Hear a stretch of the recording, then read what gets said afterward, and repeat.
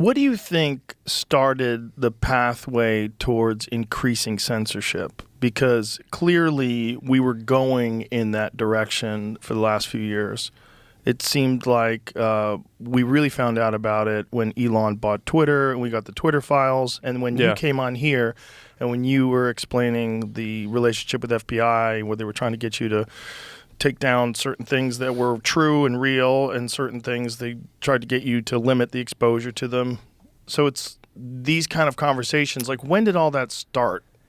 Yeah, well, look, I think going back to the beginning, or like I was saying, I think you start one of these if you care about giving people a voice. You know, I wasn't too deep on our content policies for like the first 10 years of the company.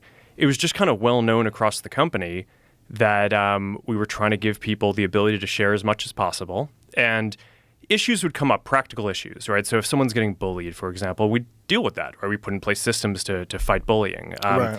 You know, if someone is saying, hey, you know, someone's pirating copyrighted content on the service, it's like, okay, we'll build controls to make it so we'll find IP protected content.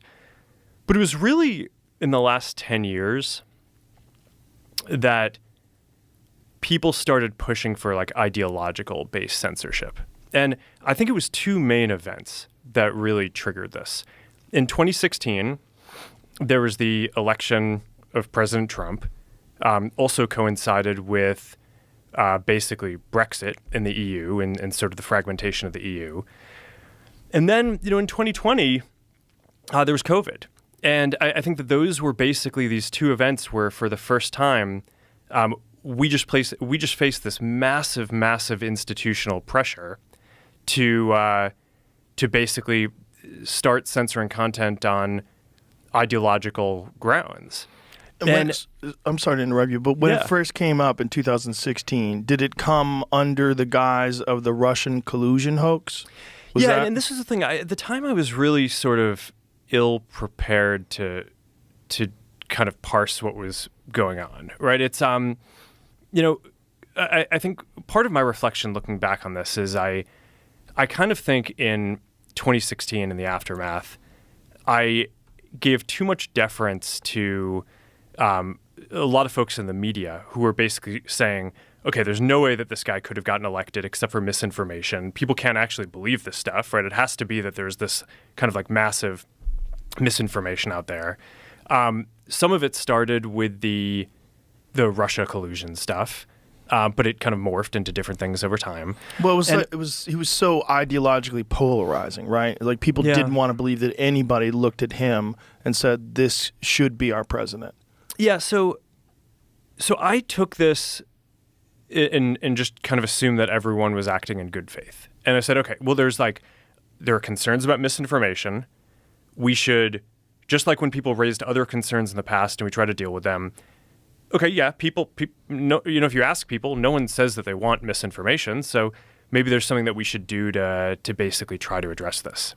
But I was really worried from the beginning about basically becoming this sort of decider of what is true in the world, right? That's like kind of a crazy position to be in for billions of people using your service. And so we tried to put in place a system that would deal with it.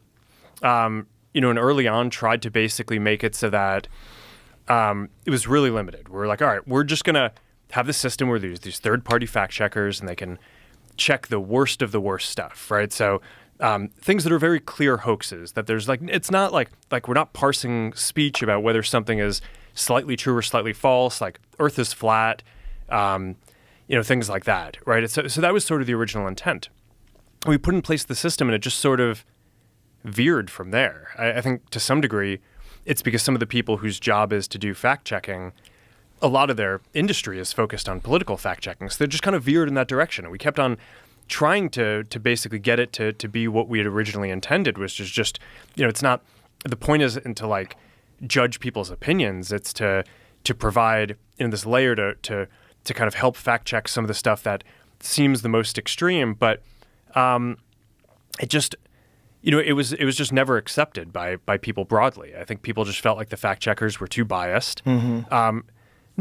Not necessarily even so much in what they ruled, although sometimes I think people would disagree with that. A lot of the time, it was just what types of things they chose to even go and fact check in the first place. So, I kind of think, like, after having gone through that whole exercise, it I don't know, it's something out of, like, 1984, one of these books where it's just like it really is a slippery slope, and it just got to a point where it's just, okay, this is destroying so much trust, especially in the United States, to have this program. And I guess it was probably about a few years that I really started coming to the conclusion that we were going to need to change something about that.